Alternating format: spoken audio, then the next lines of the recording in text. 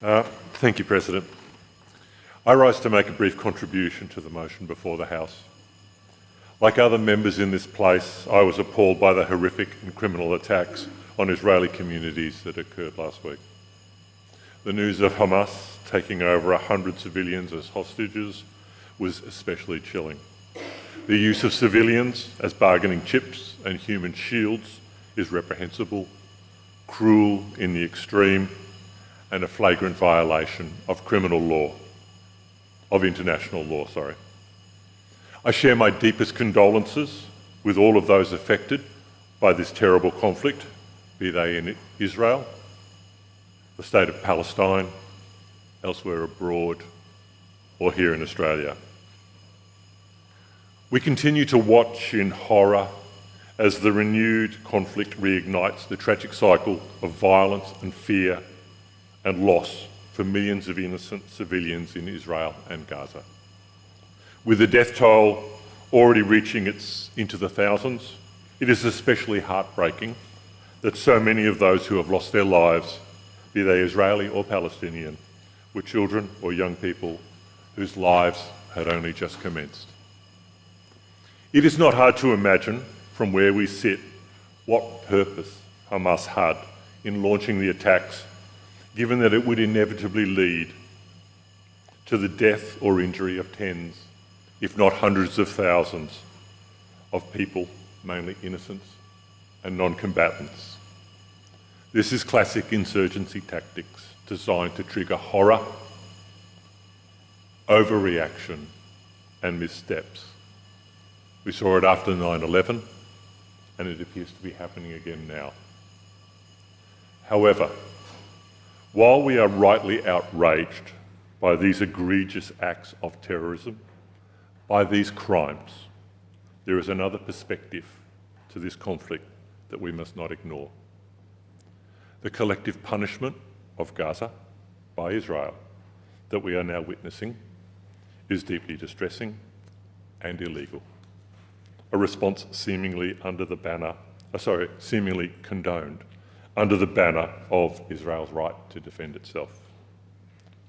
I want to quote the UN's Permanent Observer Mission to the State of Palestine.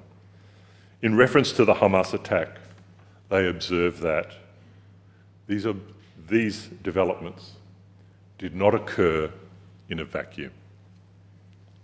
They are preceded by the killing this year of hundreds of Palestinians and preceded by decades of Israel's unrelenting military raids on Palestinian villages, towns, cities, and refugee camps. By way of context, the UN Observer Mission continue by noting, quote, arrest, detention, imprisonment and abuse of thousands of Palestinian civilians, including children and women, and a suffocating 16-year air, land and sea blockade of more than 2 million Palestinians in Gaza. Amnesty International, reporting on the human rights abuses suffered by Palestinian people over the last 7 decades, state, and I quote, Palestinians in the West Bank and the Gaza Strip continue to face Israel's oppression, domination, fragmentation and segregation under its brutal occupation and apartheid. Gaza itself is frequently described as an open-air prison. According to UNICEF, before the current escalation, over 1 million Palestinian children were already in need of humanitarian aid in the Gaza Strip and the West Bank, accounting for approximately half of the total child population. So this has not happened in a vacuum, and this ongoing and apparently escalating conflict will result in more displacement, suffering and death. The injustices and violations that are among the root cause of this violence must be addressed as a matter of urgency.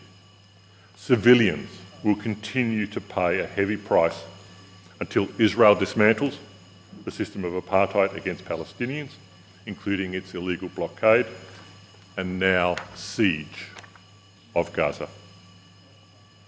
The international community must respond with aid to reduce the suffering and support all parties to pursue a rational path to peace and a genuine and sustainable two-state solution.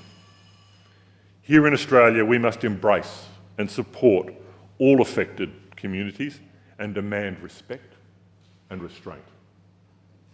We must also respect the right of those communities to demonstrate publicly, recognising that whatever the situation, there is no place for vilification, anti-Semitism or violence. Likewise, there is no place for politicians who would seek to capitalise on this tragedy and undermine our democracy for short-term political gain.